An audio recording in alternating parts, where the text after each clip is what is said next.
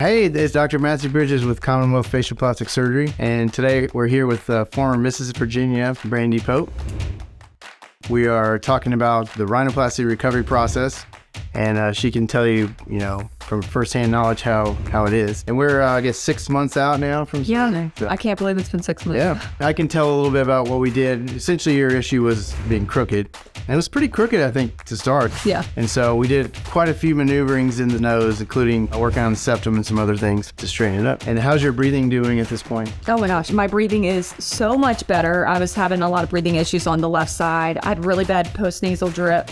And honestly, that's probably like the last straw for me. I was like, I've got to get something done because this is just so annoying. And yeah, I mean, I'm so glad that I had it done. And everything is so much better. I mean, so much more airflow. Yeah, and that's very common. So a lot of people who maybe don't even complain of airflow obstruction before surgery will comment that it's better afterward. And that's just a lot of the surgical maneuvers we do inside the nose help with that. So, plus I always say, if the nose looks great on the outside but doesn't function well, that's a fail. So we always want both. Right, absolutely. Can you tell a little bit about the immediate post-op recovery period? Yeah, I'm like, I don't know if I'm the exception, but I feel like my recovery was so easy. Is that normal? I don't know, but I didn't have any pain. I really didn't have almost any bruising, very, very minimal bruising. I just feel like it was like smooth sailing. Yeah. A week after, I was like, okay, let me get back to work. Yeah, a lot of that's because I do the closed approach now, so we don't make the incisions on the outside, and so there's a lot less swelling. Bruising is plus or minus with certain things we do. But yeah, I mean, that's fairly typical. Usually people will take Tylenol, can prescribe medication if needed, but Tylenol works pretty well for most people. Yeah, that's all I needed. I didn't really even need any pain medication or anything. Even 24 hours after, I was like, wow, like this is way easier than what I was expecting. We typically see patients back about a week or so after and take the tape off, which is easy to do. Occasionally I'll put splints in the nose depending on how much we do the septum.